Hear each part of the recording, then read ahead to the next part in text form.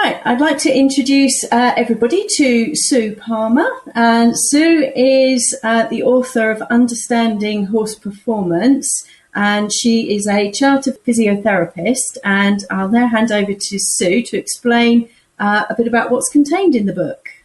Thanks, Andrea, and thanks for having me as part of this. I really appreciate it.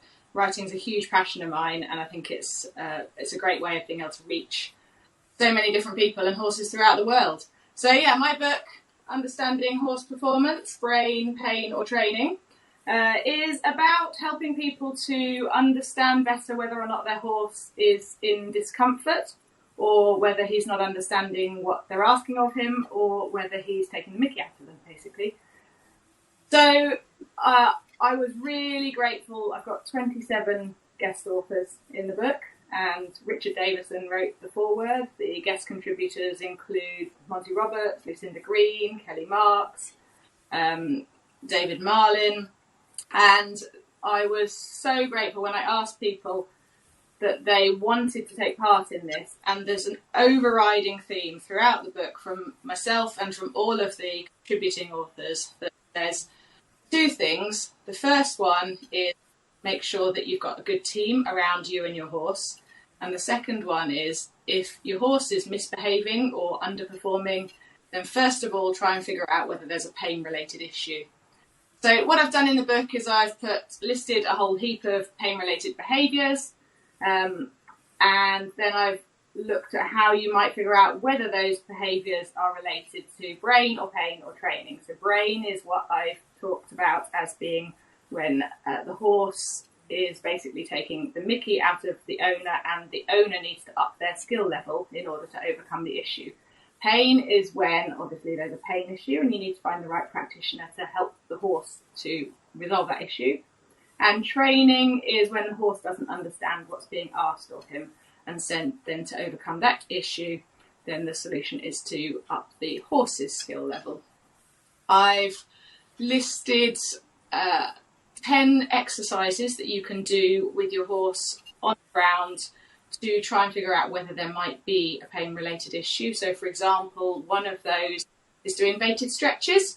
So carrot stretches, they're most commonly known as. So if you, for example, if your horse is stiffer ridden on the right rein than the left rein, so perhaps he's falling in through his right shoulder and your instructor's constantly saying, keep your right leg on or lift your right hand up, then you might want to find out whether actually that's an issue in that the horse has got some kind of restriction in range of movement or some kind of stiffness. So if you do carrot stretches and ask him to go round as far as he can towards one hip and as far as he can towards the other hip, and see whether there's a difference. And if there's a difference from left to right, just with simple carrot stretches, with just a head collar on, no ride or anything else, then it's not at all surprising that you'd then get an issue coming through into the ridden work. So there's a set of 10 exercises, simple exercises like that everyone can do. And then there's some suggestions on how you might overcome the issue if it was what you decided to be a brain issue, a pain issue, or a training issue. And really key in that is remembering that almost all performance or behavioural issues are all three.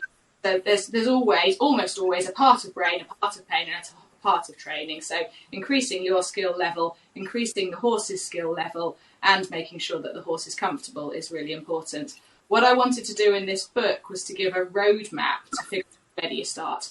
Where are you right now? Do you need to first of all look at the brain side of things, the pain side of things, or the training side of things? Because if you come in at the wrong end, so say that it is a pain issue and you come in trying to train the horse through it, you're just going to set up resistances and more bad behaviour. That's great. So I really like the idea of the roadmap and working your way through those exercises to find out. And I see now that you've got an ebook out, the Core Stability in 10 Easy Steps. That's the one. Yeah. How to maintain core stability in your horse when he can't be ridden in 10 easy steps. One of these days I'm going to figure out how to write shorter titles. Course you can go on to learn how to write a good title for a book, so that might be a bit. But yeah, core stability is absolutely key, and I wrote that because of a client who has a horse that's had kissing spine surgery, and She's been working really hard on the rehab, getting the horse coming through and getting stronger, and then the snow hit, and she wasn't able to even get her to her field. And I thought, there must be a lot of people in this situation. There must be a lot of people with older horses that can't ride them, younger horses that aren't yet ready to be ridden, horses that are rehabbing from surgery, from injury, and that people are looking for some simple exercises. We all know that core stability is good. Everyone's heard of Pilates. Everyone knows we should do more Pilates and more yoga. And if we can transfer that to our horses, then we all know really that our horses need to be strong. So yeah, the ebook is available on Amazon, and I wanted to make it available to everyone. So if you've got a Kindle Unlimited subscription, then it's actually free. And if you haven't, then it's $1.99. So yeah. That's brilliant. Thank you so much for joining us, Sue. And if anyone wants to find out more, they can go onto your website, thehorsephysio.co.uk. That's brilliant. Thanks ever so much, Andrea. Take care. Welcome. Thank you. Bye.